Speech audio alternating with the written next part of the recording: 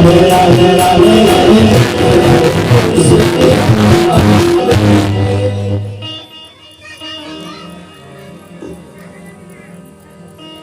सच्चिदानंद रूपा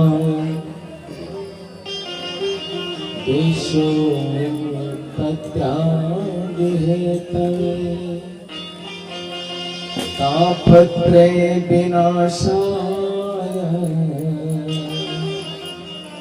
श्री कृष्णाय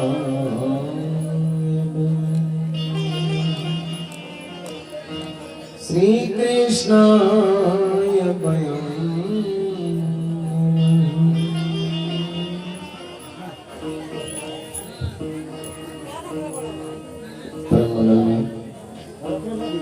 भगवत स्वरूप श्रीमद् भागवत महापुराण के ज्ञान गंगा का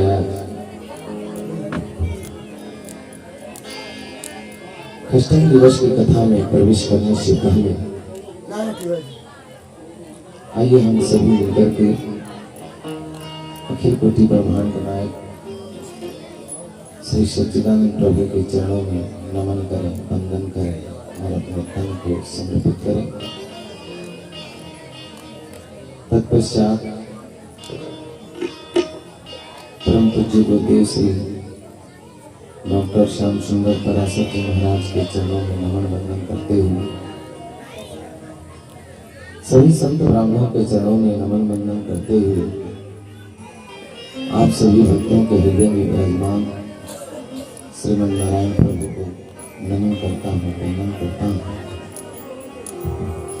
तथा इस कथा को दूर दूर तक श्रवण कर रहे उन सभी भक्तों को और कथा पंडाल में आप बैठे आप सभी भक्तों को एक बार व्यासपीठ से पुनः राधे राधे।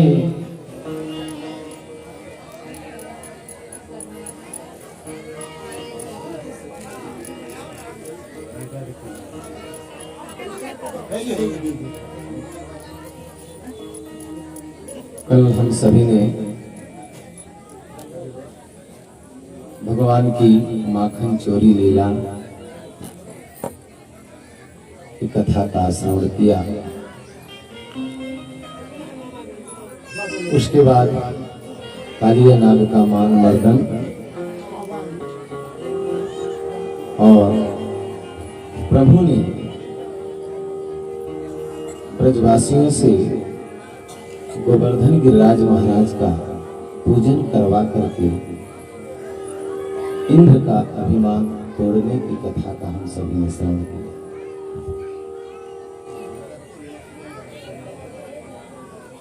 भगवान ने इंद्र की पूजा क्यों रुकवाई और ब्रजवासियों से गोवर्धन गिरिराज की पूजा क्यों करवाई? इंद्र को अभिमान हो गया था कि हम बरसात करते हैं, पानी बरसाते हैं और ब्रजवासियों का लालन पालन होता है।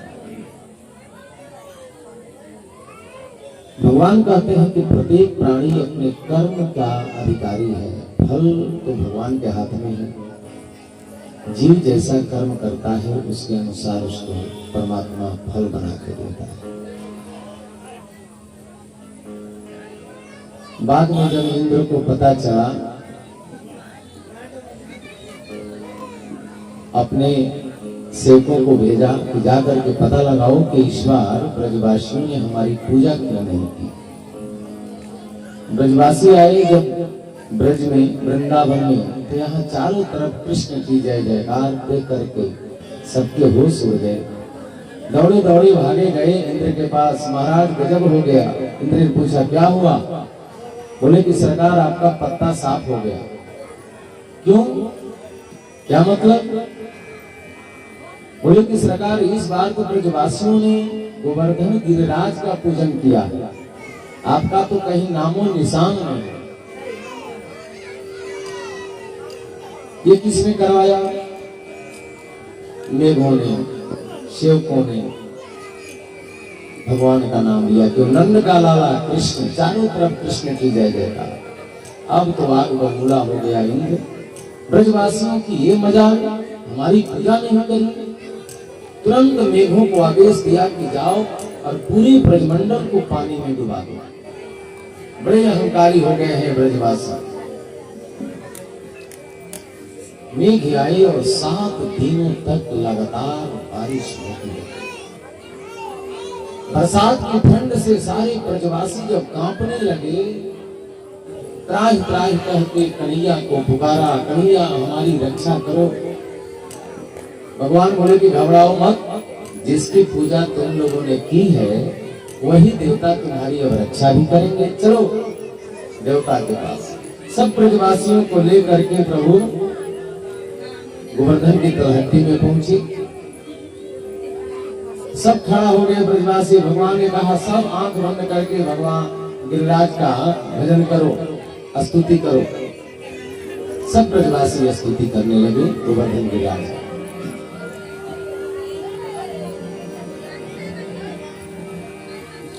गिरिराज धरण प्रभु तेरी शरण, गिरिराज प्रभु तेरी शरण, गिरिराज धरण प्रभु तेरी शरण, गिरिराज धरण प्रभु तेरी शरण, प्रभु तेरी शरण, प्रभु तेरी शरण, ओ प्रभु तेरी शरण, प्रभु तेरी शरण, गिरिराज धरण प्रभु तेरी शरण, गिरिराज धरण प्रभु तेरी शरण, गिरिराज धरण प्रभु तेरी शरण।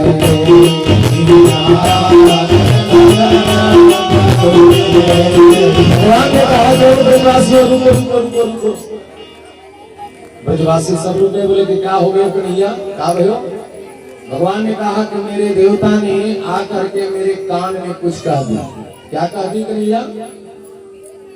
भगवान बोले कि मेरे देवता ने कहा है कि यदि बरसात के ठंड से बचना चाहते हो तो मुझको उठा करके छाता बना लो। ब्रजवासी बोले तारी की इतने लंबे चौड़े 7 कोस का पहाड़, अब ये कैसे उठ के छाता बन जाएगा? भगवान बोले तुम तो प्रयास तो करो, एक बार प्रयास तो करके देखो। सब ब्रजवासी अपना अपना डंडा कंधा लगा करके अब गोवर्धन पहाड़ को उठाने लगे और भगवान ने मात्र अपनी कनिष्ठिका अंगुली पर 7 कोस के पर्वत को कानी अंगुली पर उठा करके स्थिर कर दिया। सब ब्रजवासी अपने अपने गाय बछड़े सारा सामान लेकर के उस गोवर्धन गिरिराज के तलहटी में छिप गए। 7 दिन तक भयंकर बरसात हुई। धीरे धीरे जब 7वां दिन आया तो ब्रजवासी बोले कि कन्हैया एक बात बता, हम सारे ब्रजवासी कोई कंधा लगा के खड़े हैं, कोई डंडा लगा के खड़े हैं, कोई हाथ सर लगा के खड़े हैं। कभी या कंधा दुख जाए तो या कंधा लगा ले, या दुख जाए तो हाथ लगा ले, हाथ दुख जाए तो सर लगा ले, और जब सर दुख जाए तो अपना डंडा लेके खड़े होना। लेकिन तुमको हम देख रहे हैं कि 7 दिनों से लगातार तो एक पैर पर ही कानी अंगुली पर पर्वत को उठाए खड़ा है, तेरे हाथ पांव में दर्द ना होने का। अरे देख तू जा करके थोड़ी देर आराम कर, हम सब मिल करके है ना उठा लेंगे। भगवान बोले हमारे बिना तुम सब लोग उठा लोगे? ब्रजवासी बोले तारी के सारी ताकत तेरी अंगुलिया में धरी है, तू ही अकेले उठाए खड़े हो, हम सब माटी के मटकुड़ा बने हैं। अरे तो जा जा जाके आराम कर। भगवान बोले अच्छा भैया तो लो संभालो। आज जैसे ही भगवान ने अपनी कानी अंगुलियां टेढ़ी करी कि सबके डंडा चटाचट बोलते, अब ब्रजवासी बोले कन्हैया बचाइयो बचाइयो बचाइयो। तुरंत भगवान ने फिर अपनी कानी अंगुली सीधी कर दी, पर्वत जहां का था। और सारे ब्रजवासी बोले क्यों भैया, हम तो समझे थे कि सब हम मिलजुल करके इस पर्वत को उठा लिए हैं। और कन्हैया जैसे ही कन्हैया ने अपनी थोड़ी कानिक अंगुलियां टेढ़ी करी तो हम सबके डंडे चटाचट बोलते चले गए। और कहीं तनी और टेढ़ी कर दे तो हम सबके तो कंधे ही चटक जाते। तो सारे पर्वत याने उठा रखो है क्या? जरा अपना अपना कंधा डंडा निकालो तो देखें। सब ब्रजवासी अपना अपना कंधा डंडा निकाले और पर्वत ज्यों का त्यों भगवान की कानी अंगुली पे खड़ा। अब ब्रजवासियों के होश उड़ गए। हे भैया, बड़े बड़े पहलवान हमारे खानदान में हुए, पर ऐसा पहलवान आज तक नहीं देखे। अरे नंद बाबा, एक बात बताइयो, बुरा मत मानियो, ये छोरा तेरा ही क्या? तेरा है?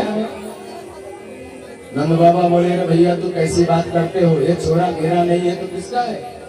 अरे बाबा देख, हम बड़े बड़े पहलवान देखे, हमारे भी खानदान में बड़े बड़े पहलवान हुए, पर आज तक ऐसा पहलवान नहीं देखे।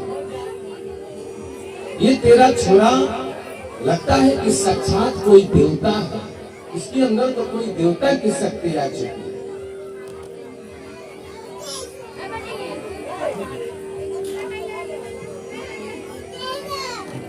आपस में चर्चा कर ही रहे थे, तब तक 7 दिन पूरा हो गया, सारा पानी समाप्त हो गया, मेघ लौट करके गए। इंद्र ने पूछा क्या हुआ, ब्रह्मंडल डूब गया? बोले कह रहे सारा डूब क्या गया, सारा पानी गोदाम का हम लोगों ने उड़ेल दिया, पानी का कहीं नामो निशान नहीं, सारा पानी खत्म कर दिया। बोले हाँ, भागो यहाँ से। डांट करके इंद्र ने भगाया और अपने चले इंद्र। देखिए आए तो भगवान को मात्र कानी अंगुली पर 7 कोस के पर्वत को खड़ा कर दिया। इंद्र समझ गए कि वो तो साक्षात नारायण है, ऐसा चमत्कार तो भगवान के सिवा कोई कर ही नहीं सकता। तुरंत इंद्र चरणों में गिर पड़े, प्रभु हमें क्षमा करना, मैंने आपकी परीक्षा ली, मैं आपकी